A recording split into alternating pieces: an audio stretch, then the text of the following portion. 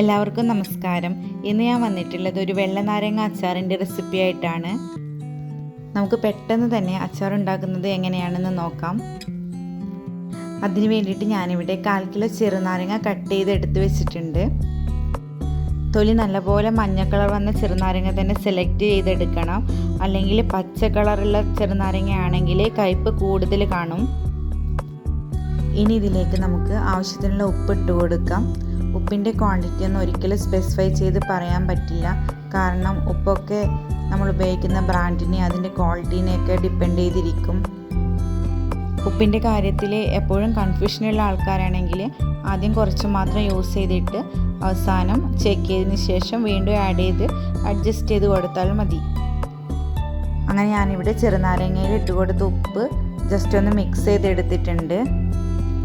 ഇനി നമുക്കിതൊന്ന് ഒരു 10 മിനിറ്റേക്ക് റെസ്റ്റ് ചെയ്യാൻ വെക്കാം. ഞാനിവിടെ ഒരു പാൻ ചൂടാകാൻ വെച്ചിട്ടുണ്ട്. നമുക്കിതിലേക്ക് ആവശ്യത്തിനുള്ള വെളിച്ചെണ്ണ ഒഴിച്ചു കൊടുക്കാം. അച്ചാറിൻ്റെ പ്രിപ്പറേഷൻ ഉപയോഗിക്കുന്ന പാത്രങ്ങളും സ്പാച്ചുലാസും കത്തികളും ഒക്കെ തീരെ നനവില്ലെന്ന് ഉറപ്പ് വരുത്തേണ്ടതാണ്. അല്ലെങ്കിൽ പെട്ടെന്ന് കേടുവന്നു പോകും. എണ്ണ നല്ലപോലെ ചൂടായി വരുന്നുണ്ട്. ഇനി നമുക്കിതിലേക്ക് 1 സ്പൂൺ കടുകിട്ട് പൊട്ടിച്ചെടുക്കാം. കടുക് നന്നായിട്ട് പൊട്ടി വരുന്നുണ്ട്. അടുത്തതായി അതിലേക്ക് വേണ്ടത് വെളുത്തുള്ളിയാണ്. ഞാൻ വെളുത്തുള്ളി ഇട്ട് കൊടുക്കുന്നുണ്ട്. അതിൻ്റെ കൂടെ തന്നെ ചെറുതായി അരിഞ്ഞ പച്ചമുളകും കൂടെ ഇട്ട് കൊടുക്കാം. വെളുത്തുള്ളി ഞാനിവിടെ 3 ഫുൾ വെളുത്തുള്ളി ക്ലീൻ ചെയ്തെടുത്തിട്ടുണ്ട്. അതിൽ കൂടുതൽ യൂസ് ചെയ്താലും പ്രശ്നമില്ല. വെളുത്തുള്ളി ഇഷ്ടമാണെങ്കിൽ, അച്ചാറിൽ ഇഷ്ടമാണെങ്കിൽ മാക്സിമം യൂസ് ചെയ്യാം. 1/4 കിലോ നാരങ്ങ എടുക്കുമ്പോൾ അതിൻ്റെ പകുതി അളവിൽ തന്നെ വെളുത്തുള്ളി യൂസ് ചെയ്താലും നല്ലതായിരിക്കും. ഇനി നമുക്കിതെല്ലാം കൂടി ഒരു 3 മിനിറ്റ് നേരത്തേക്ക് വഴറ്റിയെടുക്കാം. ഫ്ലെയിം നമുക്ക് ലോ ടു മീഡിയം ഫ്ലെയിമിൽ മെയിൻറ്റെയിൻ ചെയ്തിടാം. അങ്ങനെ ഞാൻ 3 മിനിറ്റ് നേരത്തേക്ക് വഴറ്റിയെടുത്തിട്ടുണ്ട്. ഇനി നമുക്കതിലേക്ക് വേണ്ടത് മഞ്ഞൾപ്പൊടിയാണ്. 1 ടീസ്പൂൺ മഞ്ഞൾപ്പൊടി ഇട്ട് കൊടുക്കുന്നുണ്ട്. ഇനി നമുക്ക് മഞ്ഞൾപ്പൊടിയുടെ പച്ചമണം കൂടി മാറുന്നത് വരെ നന്നായിട്ട് വഴറ്റിയെടുക്കാം. അടുത്തതായിട്ട് നമുക്ക് ഉപ്പിട്ട് റെസ്റ്റ് ചെയ്യാൻ വെച്ചിരിക്കുന്ന ചെറുനാരങ്ങ ഇതിലേക്ക് ഇട്ട് കൊടുക്കാം. ഇനി എല്ലാം കൂടി മിക്സ് ചെയ്തെടുക്കാം. ഇനി ഇതൊന്ന് 2 മിനിറ്റ് നേരത്തേക്ക് നമുക്ക് അടച്ചു വെക്കാം. 2 മിനിറ്റ് കഴിഞ്ഞിട്ടുണ്ടെങ്കിൽ നമുക്കിതൊന്ന് തുറന്ന് നോക്കാം.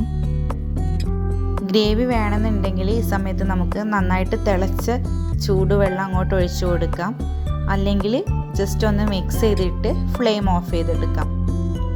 ഈ സമയത്തൊന്ന് ടേസ്റ്റ് നോക്കുമ്പോൾ കയ്പ്പ് കൂടുതലാണെങ്കിൽ പഞ്ചസാര ആഡ് ചെയ്ത് കൊടുക്കാം. മിതമായ രീതിയിലുള്ള കയ്പ്പാണെങ്കിൽ അച്ചാർ സെറ്റായി വരുമ്പോഴേക്കും അത് റെഡി ആയിക്കൊള്ളും. ഞാൻ നോക്കിയപ്പോഴേ കയ്പ്പ് കുഴപ്പമില്ല, അതുകൊണ്ട് ഞാൻ ഷുഗർ ആഡ് ചെയ്തിട്ടില്ല. അങ്ങനെ ഞാൻ ഫ്ലെയിം ഓഫ് ചെയ്ത് വെച്ചിട്ടുണ്ട്. ഇനി നമുക്കിതിലേക്ക് ഒരു ഇൻഗ്രീഡിയൻറ്റ് കൂടെ ചേർക്കാനുണ്ട്. നമുക്കിതിലേക്ക് 2 ടേബിൾ സ്പൂൺ വിനാഗിരി കൂടെ ഒഴിച്ചു കൊടുക്കാം. അങ്ങനെ നമ്മുടെ അച്ചാർ ഇവിടെ ഓൾമോസ്റ്റ് റെഡിയായി വന്നിട്ടുണ്ട്. എല്ലാം കൂടി നന്നായിട്ട് മിക്സ് ചെയ്തിട്ട് അച്ചാർ തണുത്തതിന് ശേഷം ഏതെങ്കിലും ഒരു എയർ ടൈറ്റ് കണ്ടെയ്നറിലേക്ക് മാറ്റിയിട്ട് സൂക്ഷിച്ച് വെക്കാം. ഡയറക്റ്റ് ഇത് ഫ്രിഡ്ജിലോട്ട് മാറ്റരുത്. പുറത്ത് വെച്ചിട്ട് അച്ചാർ സെറ്റായതിന് ശേഷം മാത്രം ഫ്രിഡ്ജിലോട്ട് മാറ്റുക. അല്ലെങ്കിൽ അച്ചാറിൻ്റെ ഒരു കറക്റ്റ് ടേസ്റ്റ് വരില്ല. മിനിമം ഒരു 3 ഡേയ്സ് എങ്കിലും പുറത്ത് സൂക്ഷിക്കണം. അങ്ങനെ നമ്മുടെ വെള്ള നാരങ്ങ അച്ചാർ റെഡി ആയിട്ടുണ്ട്. റെസിപ്പി ഇഷ്ടപ്പെട്ട എല്ലാവരും ട്രൈ ചെയ്ത് നോക്കണം. അതുപോലെ തന്നെ പതിവ് പോലെ വീഡിയോ ഇഷ്ടപ്പെട്ടാൽ ലൈക്ക് ചെയ്യണം, ഷെയർ ചെയ്യണം, ചാനൽ സബ്സ്ക്രൈബ് ചെയ്ത് സപ്പോർട്ട് ചെയ്യാനും മറക്കരുത്. ഫീഡ്ബാക്സൊക്കെ കമൻസിലൂടെ അറിയിക്കുകയും വേണം.